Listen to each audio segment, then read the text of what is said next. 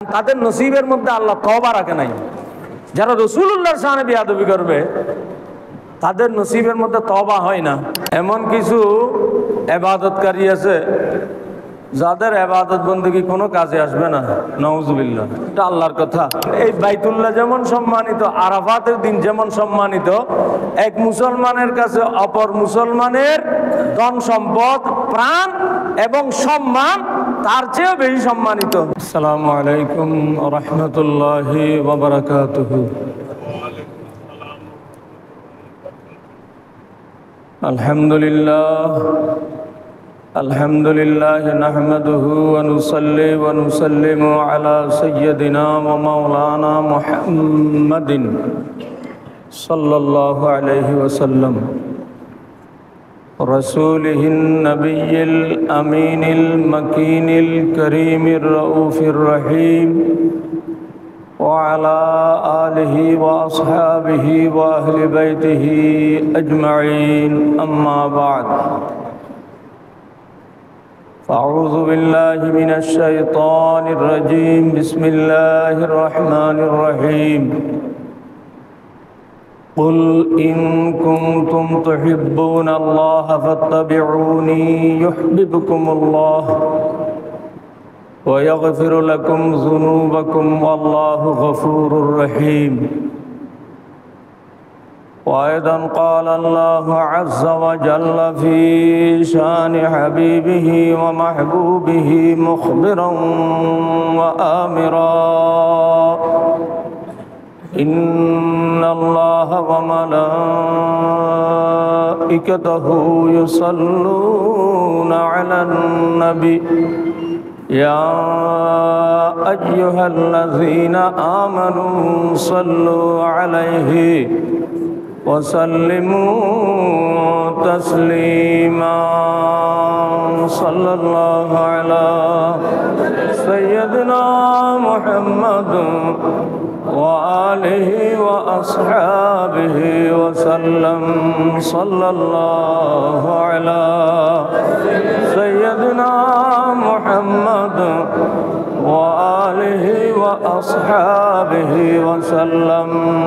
صلاة يا رسول الله عليكم، سلام يا حبيب الله عليكم. تو یہ سلطان عالم یا حبیبی، زرو یہ لطف سوئے من نظر کن. صلاة یا رسول اللہ علیکم، سلام یا حبیب اللہ علیکم. مصطفیٰ نور جناب امر کن، آفتاب برج علم من لدن.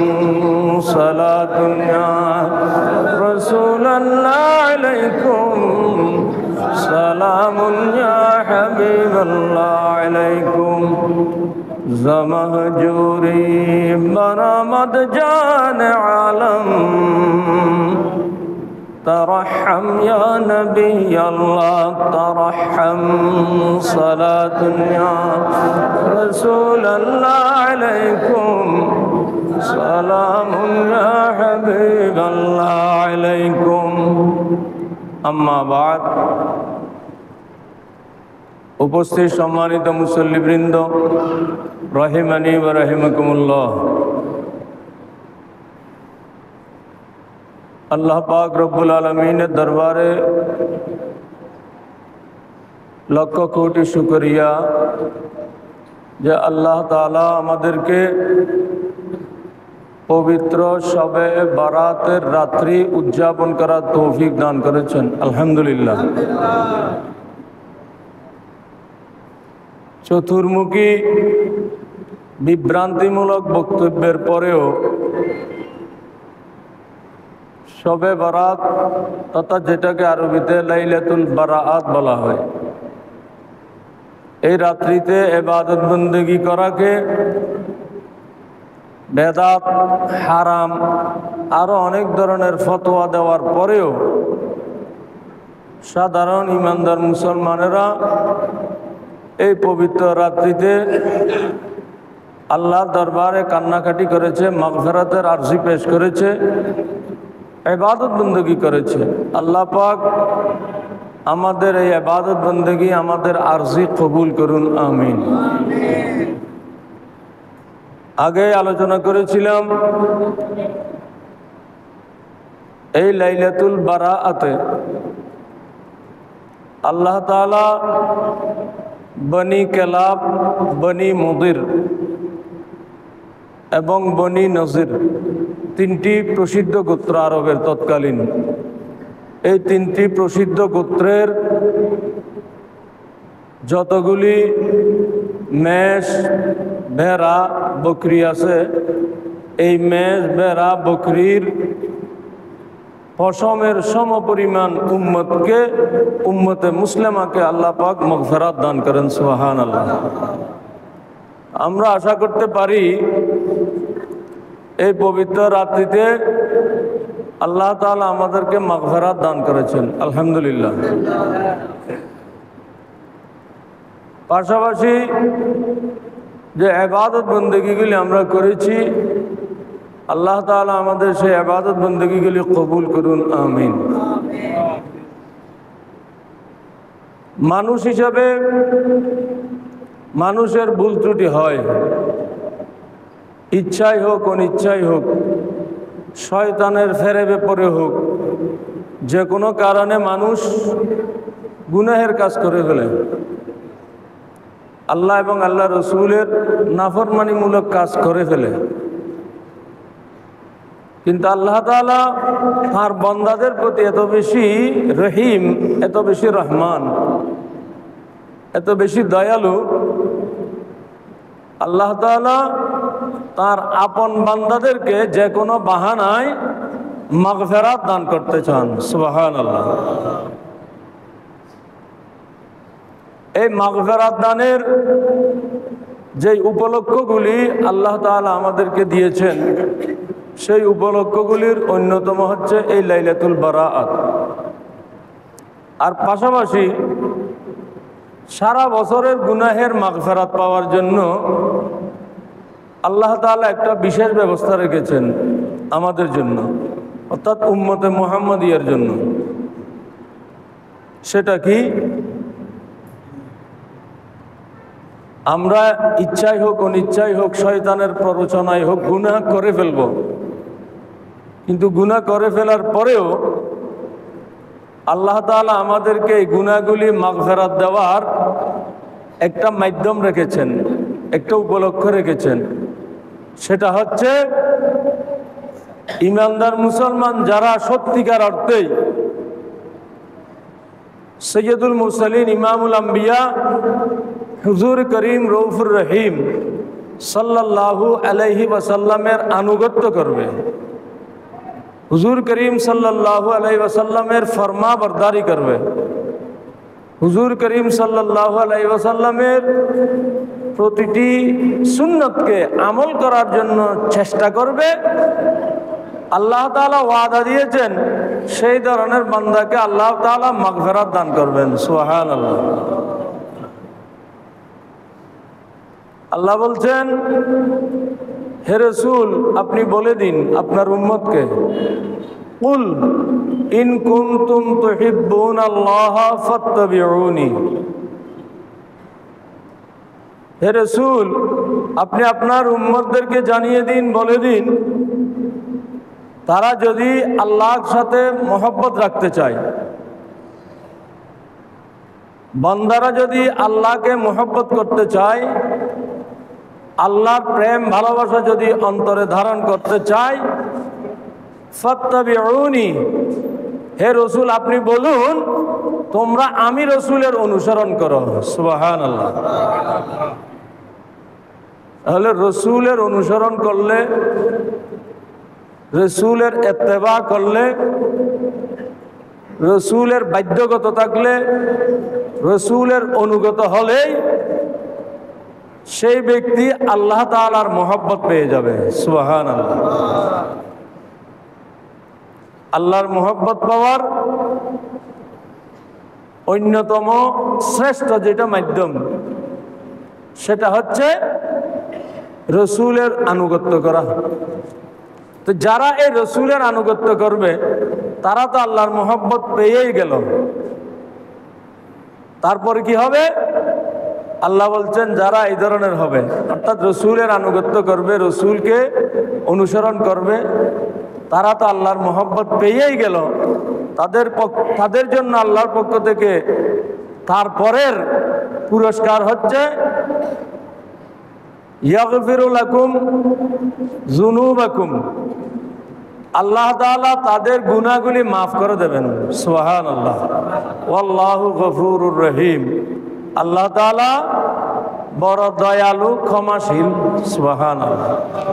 তাহলে এই যে আমরা মাগফিরাত পাবো আল্লাহর দরবার থেকে, মাগফিরাত পাওয়ার একটা পূর্ব শর্ত আল্লাহ তাআলা এখানে দিয়েছেন। সেই পূর্ব শর্ত হচ্ছে রসুলের ইত্তেবা করা, রসুলকে অনুসরণ করা, রসুলের আনুগত্য করা, রসুল যা কিছু বলেছেন তা গ্রহণ করা, রসুল যা কিছু নিষেধ করেছেন তা ত্যাগ করা। এগুলি যারা করতে পারবে আল্লাহ তাআলা তাদের জন্য মাগফিরাতের ঘোষণা দিয়েছেন। সুবহানাল্লাহ।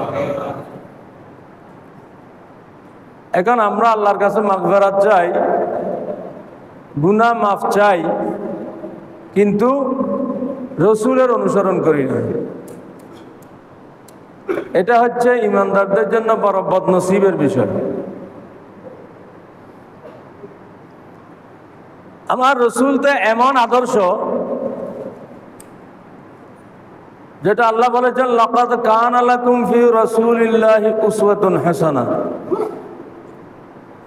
নিশ্চয় রাসূলুল্লাহ সাল্লাল্লাহু আলাইহি ওয়াসাল্লামের মাঝে রয়েছে তোমাদের জন্য সর্বোত্তম আদর্শ। সুবহানাল্লাহ। তাহলে রসুলের মাঝে যেখানে সর্বোত্তম আদর্শ আল্লাহ তাআলা রেখেছেন, সেটা একেবারে পারিবারিক জীবন থেকে শুরু করে সামাজিক জীবন, রাষ্ট্রীয় পর্যায়ে প্রতিটি ক্ষেত্রেই রাসূলুল্লাহ সাল্লাল্লাহু আলাইহি ওয়াসাল্লামের আদর্শ রয়েছে, এবং সেই আদর্শই আমাদেরকে অনুসরণ করার কথা আল্লাহ বলেছেন। এবং সেই আদর্শ অনুসরণ করলে ইচ্ছায় অনিচ্ছায় যেগুলি ভুল ত্রুটি হয়ে যাবে, গুনাহের কাজ হয়ে যাবে, সেগুলি আল্লাহ পাক মাগফিরাত দেবেন বলে আমাদেরকে ঘোষণা দিয়েছেন। সুবহানাল্লাহ। এখন আমরা আল্লাহর মাগফিরাত চাই, আল্লাহর কাছ থেকে মাফ চাই, ঠিক আছে, কিন্তু রাসূলুল্লাহ সাল্লাল্লাহু আলাইহি ওয়াসাল্লামের অনুসরণ বেশিরভাগ ক্ষেত্রে আমরা ত্যাগ করি। রাসূলুল্লাহ সাল্লাল্লাহু আলাইহি ওয়াসাল্লামের অনুসরণ বেশিরভাগ ক্ষেত্রে কি করি? ত্যাগ করি। এমনি নিজে ইমানদার দাবি করি, মুসলমান দাবি করি,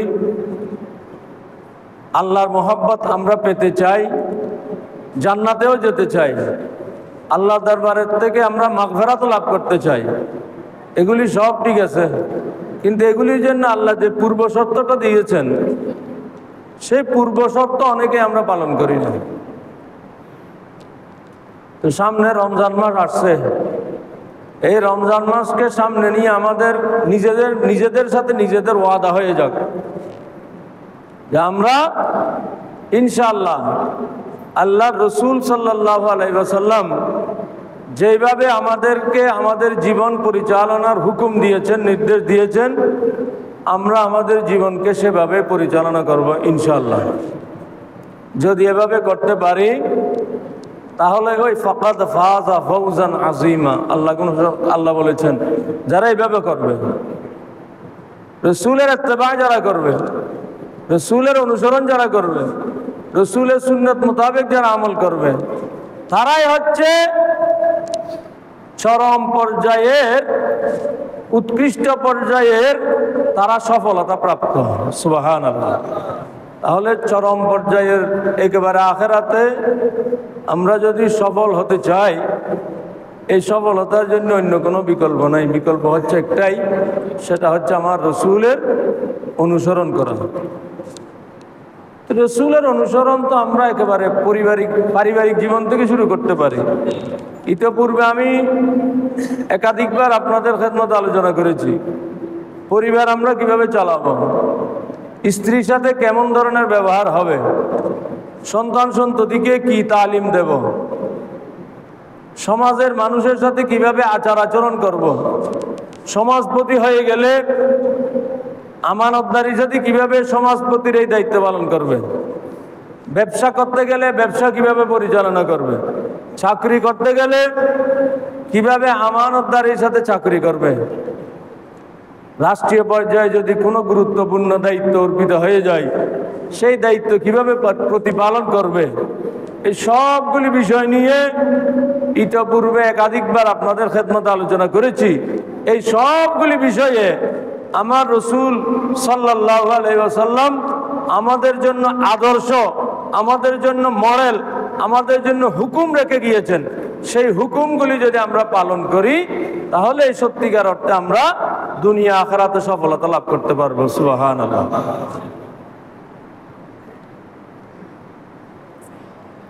আবার আরো একটি বিষয় আছে, রসুলের আনুগত্য করলে তো সফলতা পাওয়া যাবে। রসুলের আনুগত্যমূলক যে কাজই হোক না কেন সেই কাজটাই আল্লাহর দরবারে ইবাদত হিসাবে পরিগণিত হয়ে যায়। সুবহানাল্লাহ। সেই কাজ যদি আমরা ব্যবসা করি, সেই কাজ যদি আমরা চাকরি করি, সেই কাজ যদি পরিবারের সদস্যদের সাথে আমরা করি, নিজেদের ছেলে মেয়েদের সাথে আমরা করি, এগুলি নিছক একটা দুনিয়াবি কাজ মনে হবে। কিন্তু সেই দুনিয়াবি কাজগুলি যদি আমার রসুল যেভাবে বলেছেন সেভাবে যদি আমরা করি তাহলে এই কাজগুলি এক একটি ইবাদতে পরিণত হয়ে যাবে। সুবহানাল্লাহ।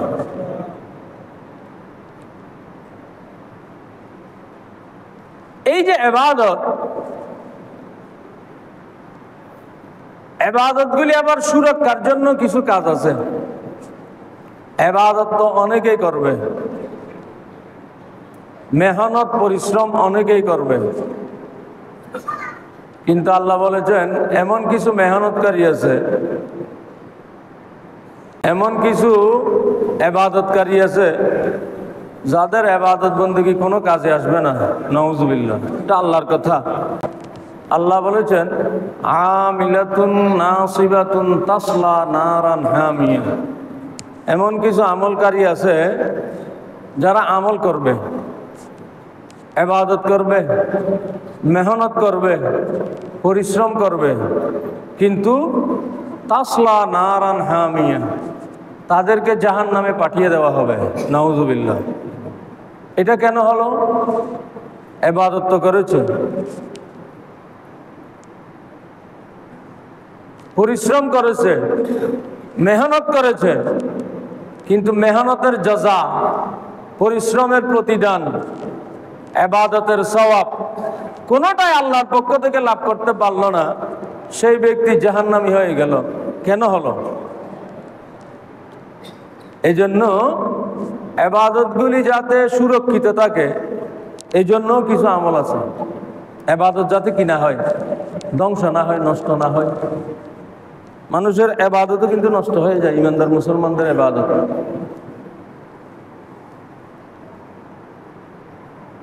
ইবাদত নষ্ট হওয়ার অনেকগুলি কারণ আছে, একাধিক কারণ আছে। অপরের মুসলমান ভাইয়ের হক নষ্ট করে দিলে ইবাদত নষ্ট হয়ে যায়। ইবাদত নষ্ট হয়ে যায় বলতে যে মুসলমান ভাইয়ের হক নষ্ট করা হলো, কিয়ামতের ময়দানে সেই ভাইয়ের হকের ক্ষতিপূরণ দিতে গিয়ে নিজের ইবাদতগুলি দিয়ে দিতে হয়। নাউজুবিল্লাহ। এই ধরনের অবস্থা হবে। এটা হাদিস শরীফ।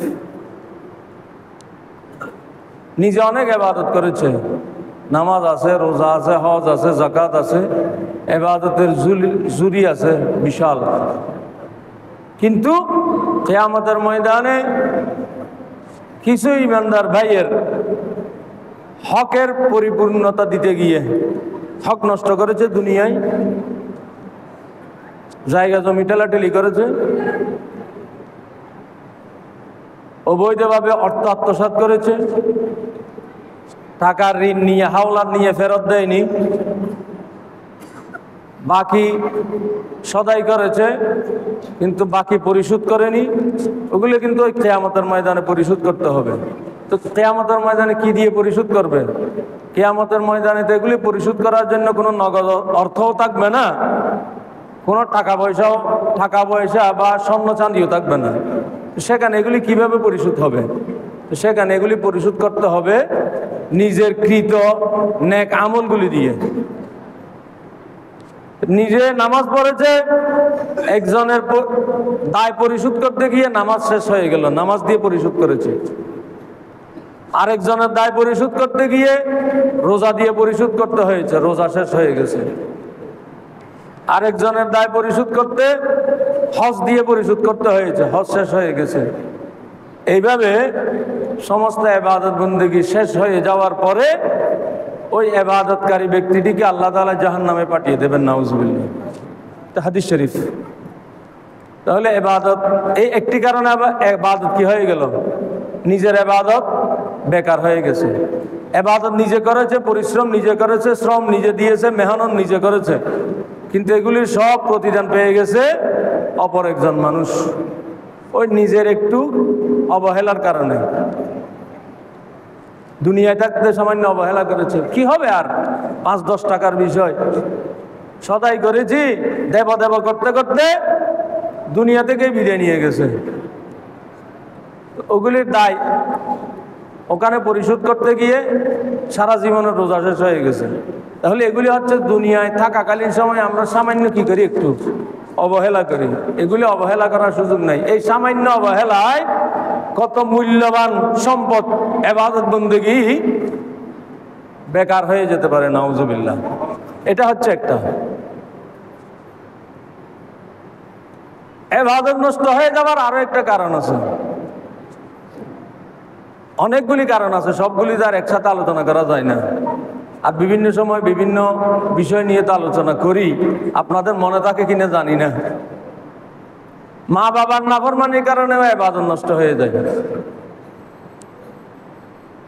মা বাবার সাথে খারাপ আচরণ করা, মা বাবার সঠিকভাবে দেখভাল না করা, মা বাবার তত্ত্বাবধান না করা, মা বাবাকে যথাযথ খেদমত আঞ্জাম না দেওয়া, এগুলিও ইবাদত নষ্ট হয়ে যাওয়ার অন্যতম কারণ, নাউজুবিল্লাহ। কারণ রিদাউল্লাহি ফি রিদাইল ওয়ালিদাইন ওয়া সাখতুল্লাহি ফি সাখতিল ওয়ালিদাইন। মা বাবার সন্তুষ্টির মধ্যে আল্লাহর সন্তুষ্টি, সুবহানাল্লাহ। আর মা বাবার অসন্তুষ্টির মধ্যে আল্লাহর অসন্তুষ্টি। এখন কোনো ব্যক্তি মনে মনে খুব আত্মতৃপ্তি পেতে পারে, আমি ইবাদত বন্দেগী করেছি, নামাজ যথেষ্ট আমার আছে, তাহাজ্জুদ নামাজও আছে, 5 ওয়াক্ত নামাজ তো আছেই আছে, সে তাহাজ্জুদ নামাজও পড়ে, রোজাও আছে, বছরে বিভিন্ন সময় নফল রোজাও রাখে, হজ আদায় করেছে, বছরে বিভিন্ন সময় যেহেতু সামর্থ্য আছে উমরাও আদায় করে, এগুলি সব নেক আমল, ভালো কাজ, এগুলি সব করে, কিন্তু নিজের মা বাবার কোনো খোঁজ খবর রাখে না, মা বাবার কোনো তত্ত্বাবধান করে না, মা বাবার কোনো চিকিৎসা সেবা দেয় না, মা বাবার কোনো খেদমত আঞ্জাম দেয় না। এগুলি না করার কারণে তার উপরে আল্লাহ তাআলা অসন্তুষ্ট হয়ে রয়েছে। হাদিস শরীফ, তার উপরে আল্লাহ তাআলা নারাজ রয়েছে।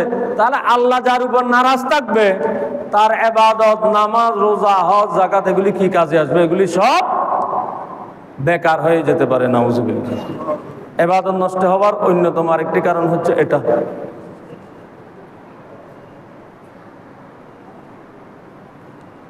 আরো কারণ আছে। অপর মুসলমান ভাইকে তুচ্ছ তাচ্ছিল্য করা,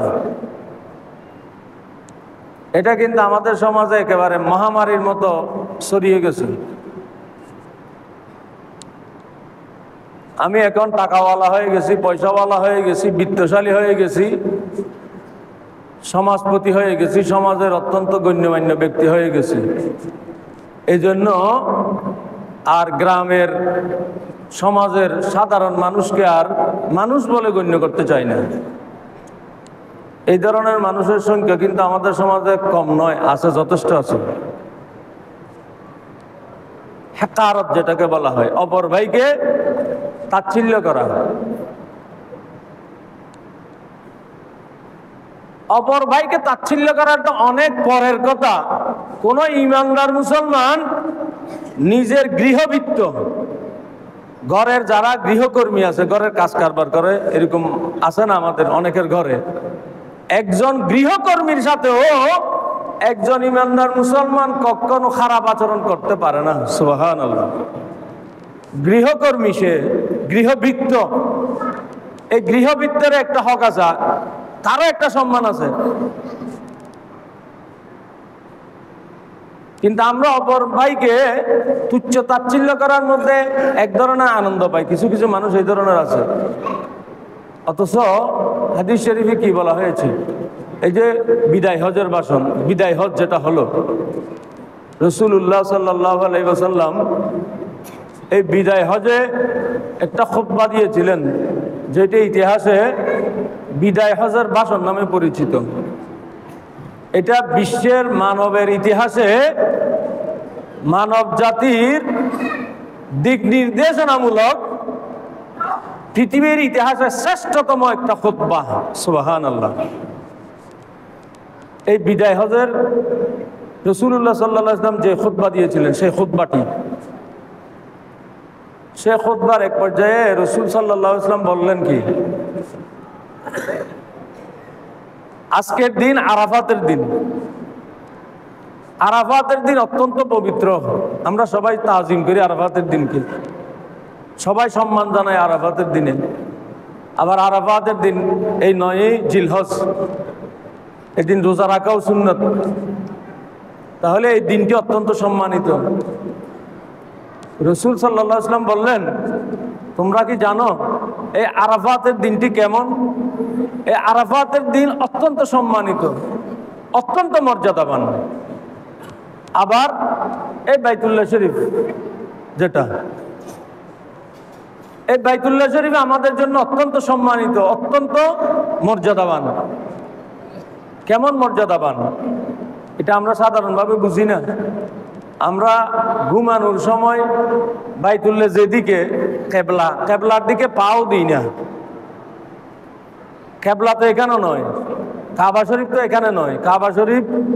কাবা শরীফের জায়গায় আছে, কিন্তু কাবা শরীফ যেদিকে, সেই দিকেই আমরা কি করি না, একটু পা দিয়ে শুই না।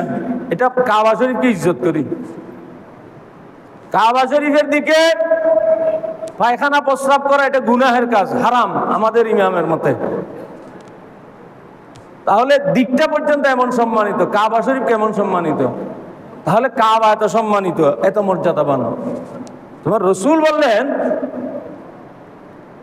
এই কাবা এত সম্মানিত, বাইতুল্লাহ শরীফ এত মর্যাদাবান, আরাফাতের দিনটি এত সম্মানিত, এত মর্যাদাবান। কিন্তু জেনে রাখো, একজন মুসলমানের জান, মাল, সম্মান, একজন মুসলমানের জান, মাল, সম্মান এই বাইতুল্লাহ শরীফ এবং আজকের আরাফাতের দিনের চেয়েও তোমাদের কাছে আরো বেশি সম্মানিত। সুবহানাল্লাহ। বুঝা গেল? একজন ইমানদার মানুষের জান, মাল, ধন সম্পদ এবং প্রাণ, তারপর সম্মান, এই তিনটা জিনিস, এই তিন জিনিস অপর মুসলমানের কাছে কেমন সম্মানিত, এটা সহজভাবে বোঝার জন্য বলছেন। বাইতুল্লাহ অত্যন্ত সম্মানিত, আমরা বাইতুল্লাহকে কেমন সম্মান করি, সামান্য উদাহরণ দিলাম। আরাফাতের ময়দান, আরাফাতের দিনটি কেমন সম্মানিত, সামান্য দৃষ্টান্ত দিলাম। তাহলে আরাফাতের দিনকে আমরা সম্মান জানাই, বাইতুল্লাহকে আমরা সম্মান জানাই। আমার রাসূল বললেন এই বাইতুল্লাহ যেমন সম্মানিত, আরাফাতের দিন যেমন সম্মানিত, এক মুসলমানের কাছে অপর মুসলমানের ধন সম্পদ, প্রাণ এবং সম্মান তার চেয়েও বেশি সম্মানিত। সুবহানাল্লাহ। এটা কি আমাদের অনুভূতির মধ্যে আছে? অনেকের নাই।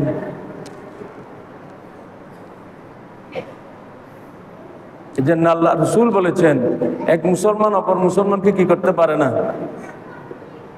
হিংসা করবে না, প্রতারণা করবে না, অসহায়ভাবে ছেড়ে দেবে না, তার গীবত করবে না, তাকে তুচ্ছ তাচ্ছিল্য করবে না। এগুলি হচ্ছে এক মুসলমানের অপর মুসলমানের প্রতি হক। তো এই হকগুলি যদি আপনি নষ্ট করেন তাহলে এগুলির ক্ষতিপূরণ তো দিতে হবে, একদিন না একদিন দিতেই হবে। তো ক্ষতিপূরণ দিতে গিয়ে কি হবে, ওই নিজের ইবাদত বন্দী এগুলি শেষ হয়ে যাবে। এটাই বলছি, ইবাদত শুধু করলে তো হবে না, ইবাদত করে ইবাদত এগুলির কি দেখতে হবে, সুরক্ষাও দিতে হবে।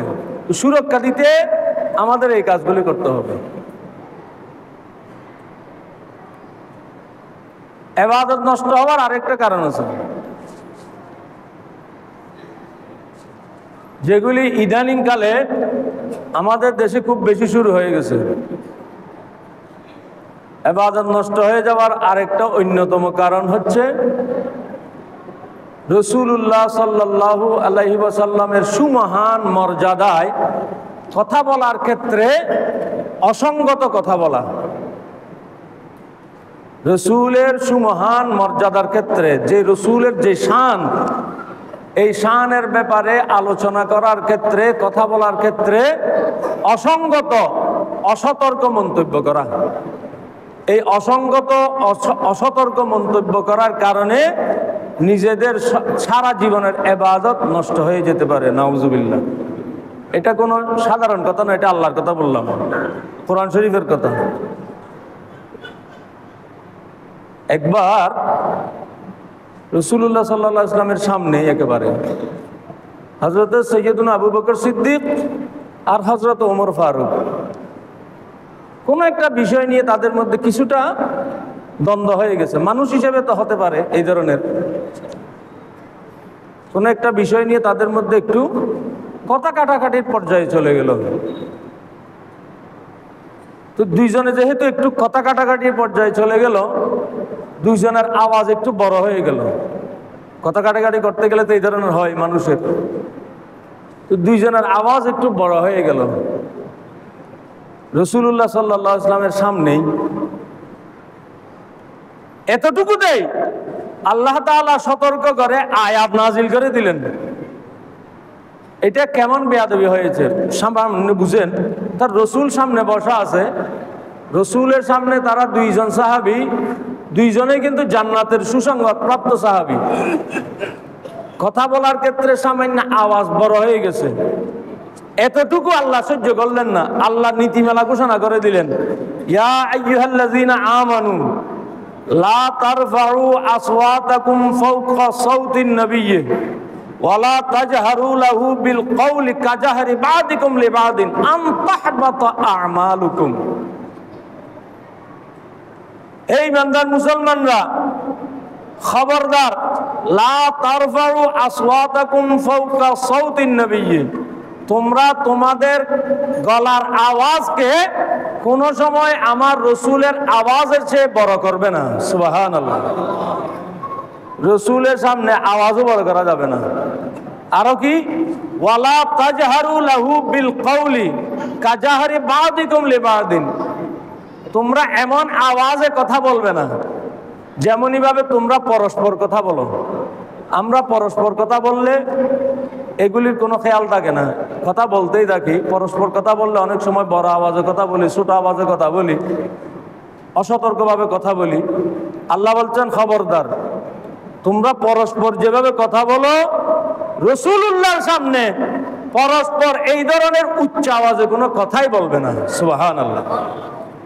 এরপরে আল্লাহ কি বলছেন, যদি বলো ওয়ালা তাজহারু লাহু বিল কওলি কাজাহরি বাদিকুম লিবাদিন,